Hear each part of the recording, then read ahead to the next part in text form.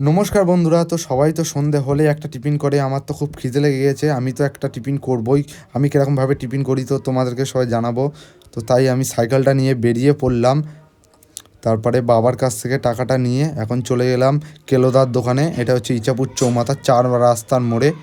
তো বন্ধুরা দেখে নাও, এই যে বিরাট দিক দিয়ে এসে এই যে কেলোদার দোকান। এখানে চপ, আলুর chop, singara, sandwich, chicken pakora, veg pakora সব কিছু পাওয়া যায়। আবার চাউমিন, এগ রোলও পাওয়া যায় গাইস।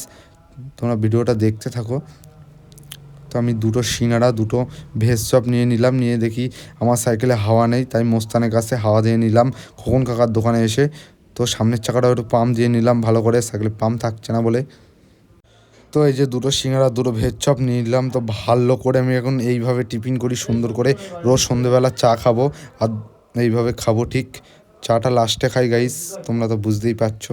আমার এক বাটি চা আর 8-10টা বিস্কুট লাগে। ও সিঙ্গাড়া, ভেজ চপ, ও সস দিয়ে খেতে যা লাগছে বন্ধুরা, তোমাকে কি বোঝাবো। আমি টিফিন করি সন্ধেবেলায় প্রায় 50 টাকা খরচা করে ফেলে দেই। তো খেয়ে দিয়ে পরিষ্কার করে ফেললাম, একদম পুরো সাফ করে ফেললাম। দেখা হচ্ছে নেক্সট ব্লকে।